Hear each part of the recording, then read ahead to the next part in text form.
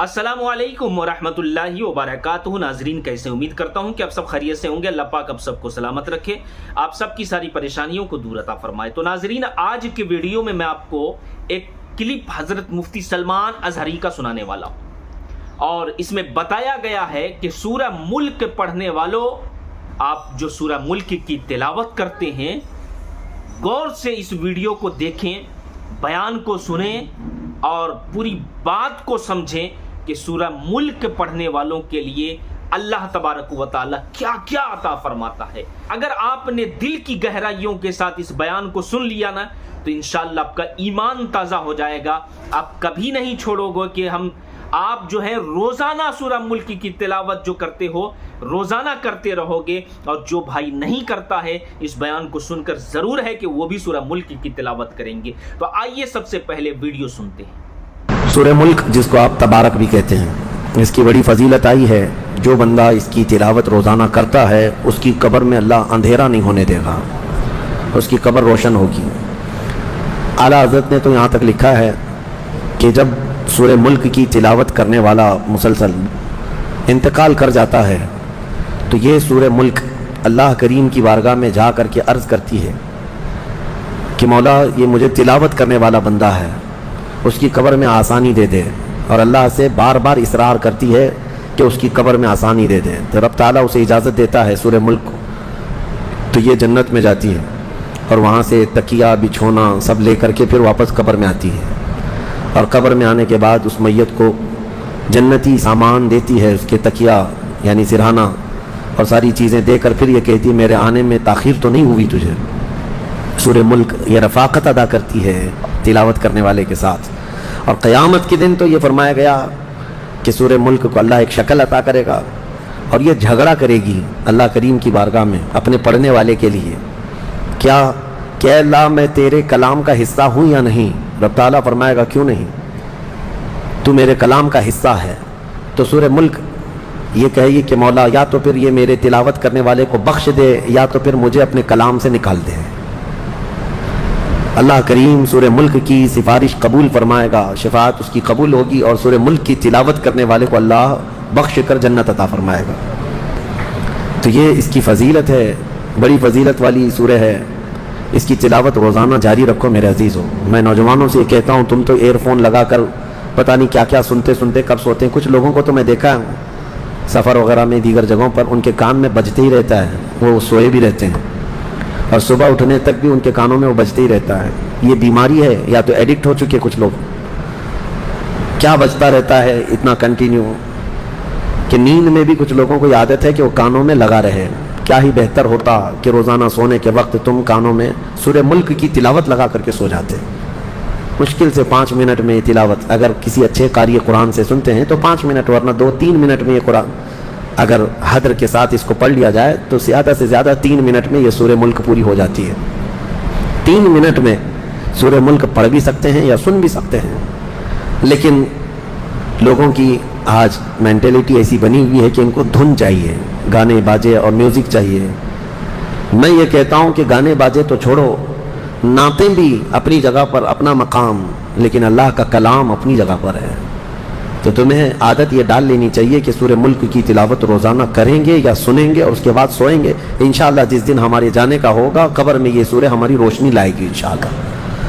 सूरह कलम दूसरी सूरह है जिसमें अल्लाह करीम ने अपने हबीब सल्लल्लाहु तआला अलैहि वसल्लम की तारीफ़ में यह सूरह नाजिल फरमाई। वैसे तो देखा जाए आगाज़ से आखिर तक कुरान है नाते मुस्तफ़ा, आगाज़ से आखिर तक कुरान है नाते मुस्तफ़ा, महबूब के बयान का कैसा अनोखा ढंग है।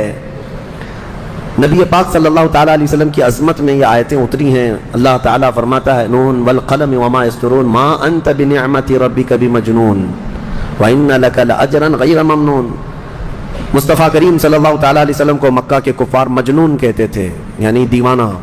और अल्लाह ताला दिफा फरमा रहा है, महबूब आप मजनून नहीं है, अपने रब की नियामतों से भरे हुए हैं। व इन्नका लअला खुलुक़िन अज़ीम, आप तो दुनिया में सबसे बुलंद अखलाक पर पैदा किए गए हैं। हाँ, तेरे खल्क़ को हक़ ने अज़ीम कहा, तेरे खुल्क़ को हक़ ने अज़ीम कहा, तेरे खल्क़ को रब ने जमील किया, कोई तुझसा हुआ है न होगा शाह, तेरे खालिक़ हुस्न अदा की कसम। नबी पाक सल्लल्लाहु तआला अलैहि वसल्लम की सीरत को अल्लाह ने सबसे अजीम कहा, खुलुक, اور خلق یعنی حضور کی صورت کو بھی سب سے خوبصورت کیا. نہ حضور کی صورت جیسا کوئی ہے، نہ حضور کی سیرت جیسا کوئی ہے. قرآن اس چیز کی گواہی دے رہا ہے. آپ سب سے بلند اخلاق پر پیدا کیے گئے. آؤ میں آپ کو بتاؤں. ام المومنین عائشہ صدیقہ رضی اللہ تعالیٰ عنہا سے پوچھا گیا، ماں آپ بتائیں رسول اللہ صلی اللہ علیہ وسلم کے اخلاق کیسے تھے؟ حضرت عائشہ صدیقہ فرماتی ہیں کان خلقہ القرآن، ان کے اخلاق تو پورا قرآن ہے. حضور صلی اللہ علیہ وسلم کے اخلاق قرآن ہے. حضرت عائشہ فرماتی ہیں قرآن حضور کے اخلاق ہیں پورے ہیں. میں یہ کہتا ہوں اپنے تو اپنے غیر بھی اس بات سے متاثر ہیں کہ نبی پاک صلی اللہ علیہ وسلم کے اخلاق کوئی بناوٹی اخلاق نہیں تھے. آپ کے کردار، آپ کا کیریکٹر جو ہے وہ کوئی تکلف سے تصنع سے آنے والا نہیں تھا. یہ نیچرلی اللہ تعالیٰ نے اس اعلیٰ اخلاق پر آپ کو پیدا کیا تھا، بلند اخلاق پر آپ کو پیدا کیا تھا. آپ عربوں میں جو حضور کے جانی دشمن تھے ان سے بھی اگر کوئی چیز پوچھ لیں بتا دیں گے. اس زمانے کے جو مکہ کے کفار جو جان کے درپے تھے، تلواریں سونتے کھڑے رہتے تھے کہ قتل کر دیں، لیکن ان سے پوچھیں کیا محمد صلی اللہ تعالیٰ علیہ وسلم کے اخلاق کیا ہیں تو وہ کہتے ہیں ہماری دشمنی اپنی جگہ پر، لیکن آج تک ہم نے کبھی ان کو جھوٹ بولتے نہیں سنا، نہ کبھی امانت میں خیانت کیا، نہ کسی کو فحش بات کرتے ہوئے دیکھا، نہ کسی کو گالی دیا، نہ کبھی وعدہ خلافی کیا، نہ کسی کو ترچھی نگاہ سے دیکھا، نہ کسی کے ساتھ ظلم کیا. یہ حضور کے اخلاق ہیں. نبی پاک صلی اللہ علیہ وسلم نے امت کو یہ تعلیم دی من لم یوقر کبیرنا ومن لم یرحم صغیرنا ومن لم یوقر کبیرنا فلیس منا. جو ہمارے چھوٹوں پر رحم نہیں کرتا اور بڑوں کی عزت نہیں کرتا وہ ہم میں سے نہیں ہے. یہ اخلاق نہیں ہے تو اور کیا ہے؟ یہ اعلیٰ کردار ہیں نبی پاک صلی اللہ علیہ وسلم کے. حضرت سلمان فارسی رضی اللہ تعالیٰ عنہ ایک بار استنجا کے لیے بیٹھے ہوئے تھے. یہودی دیکھ کر کے مذاق اڑا رہے تھے. حضرت سلمان فارسی رضی اللہ تعالیٰ عنہ ڈھیلا استعمال فرما رہے تھے اپنے استنجا کو سکھانے کے لیے. یہودی کہنے لگے یہ کیا طریقہ ہے؟ تو حضرت سلمان فارسی نے کہا کہ ہاں ہمیں رسول اللہ صلی اللہ علیہ وسلم نے اس بات کی تعلیم دی ہے کہ استنجا کو ہم یا تو ڈھیلے سے، پتھر سے یا پانی سے سکھا لیں، دھو لیں. یہودی ہنسنے لگے، ٹھٹا مار کر کے کہنے لگے اچھا تمہارے رسول کے پاس تم استنجا کے مسئلے بھی وہ بتا دیتے ہیں، یعنی یہ مسئلے ایسے ہیں جس کو وہ سمجھتے ہیں کہ عیب ہے اس کو بتانا. حضرت سلمان فارسی رضی اللہ تعالیٰ عنہ نے فرمایا ہاں قسم ہے اس رب کی جس نے میرے رسول کو حق کے ساتھ بھیجا، انہوں نے ہماری زندگی کے کسی بھی مسئلے کو چھپایا نہیں، ہر چیز ہمیں بتا کر واضح ہدایت عطا فرمائی ہے. اور اسلام ہے جو کسی مسئلے کو چھپاتا نہیں اور نہ ہی اس میں کوئی شرم و حیا کی بات ہے. غلط کاریوں میں پڑھنے سے تو بہتر ہے کہ مسئلے کی حقیقت معلوم ہو جائے، دوسرے قوموں میں ڈھونڈ کر کے لا کر کے دکھا دیں. حیض کے مسائل، نفاس کے مسائل، استحاضہ کے مسائل یہ عورتوں کے پرسنل مسائل ہوا کرتے ہیں، لیکن شریعت نے اس کو واضح طریقے سے بیان کیا ہے، پورا بیان کر کے رکھا ہے کہ کہیں کوئی انجانے میں گمراہ نہ ہو جائے اور کچھ کا کچھ نہ کرے. یہ اعلیٰ اخلاق پر آیا ہوا دین ہے نبی پاک صلی اللہ تعالیٰ علیہ وسلم کے اخلاق. لیکن افسوس یہ ہے کہ ان کی قوم، ان کی امت آج بد اخلاق ہو رہی ہے. افسوس اس بات کا ہے، المیہ اس بات کا ہے کہ نبی پاک صلی اللہ تعالیٰ علیہ وسلم کے جو نام لیوا ہیں یہ ان کے اخلاق کی بجائے کسی اور کے اخلاق کے پیچھے پڑ گئے. ابھی پرسنالٹی ڈیولپمنٹ کے لیے اور اچھے عمدہ کیریکٹر سیکھنے کے لیے لوگ جو ہے کلاسز جوائن کرتے ہیں. وہاں کلاسز میں سکھائے جاتے ہیں کہ تمہیں کس طرح لوگوں سے ملنا چاہیے، ہینڈ شیک کیسے کرنی چاہیے، بیٹھیں تو کیسے بیٹھیں، کھانے کے وقت کتنے چمچ ہونا چاہیے، ہاتھ کیسے رکھنی چاہیے، یہ سب آج سکھایا جا رہا ہے. لیکن مجھے افسوس اس بات کا ہے کہ ہمارے بچے ان لوگوں سے اخلاق سیکھنے جا رہے ہیں جن کو پیشاب کا طریقہ بھی نہیں معلوم. ہاں کھڑے ہو کر کے پیشاب کر کے آ جاتے ہیں اور یہاں اخلاق سکھا رہے ہوتے ہیں. اخلاق سکھا رہے ہیں اور لوگوں کو یہ بتا رہے ہیں کہ ایک اچھے کیریکٹر، گڈ مینرز، پتہ نہیں کیا کیا الفاظ دے کر کے.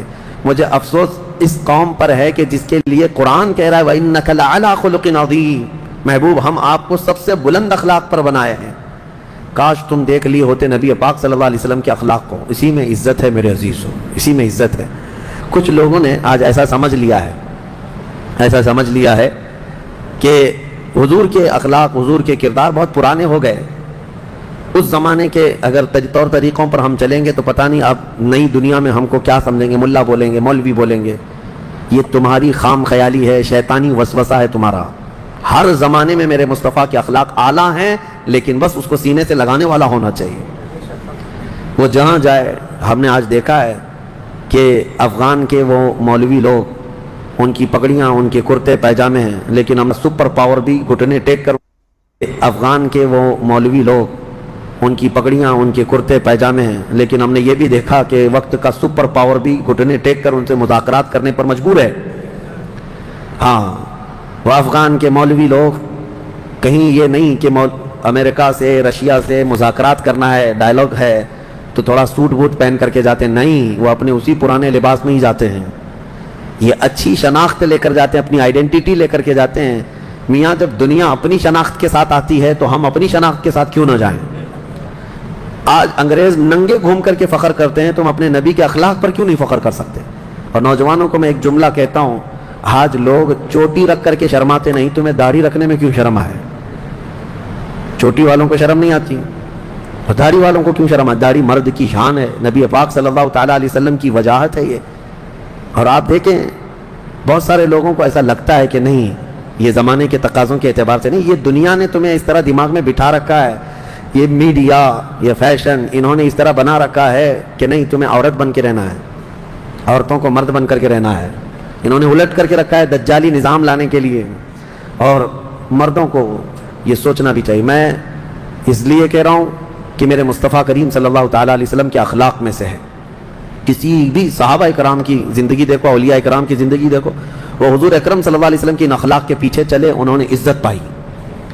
کچھ تو رکھتے داڑھی، اور یہ داڑھی بھی بڑی ضدی ہے، بڑی ضدی ہے، بیچارہ صاف کر کر کے داڑھی کو بولتا ہے نہیں میں مرد نہیں ہوں، وہ بار بار اگ کر کے بتاتی ہے نہیں تو مرد ہی ہے، وہ پھر آتی ہے روزانہ اور پھر بولتی ہے نہیں تم مرد ہو گئے، اور یہ اس کے ساتھ لڑتا ہی رہتا ہے، لڑتا ہی رہتا ہے۔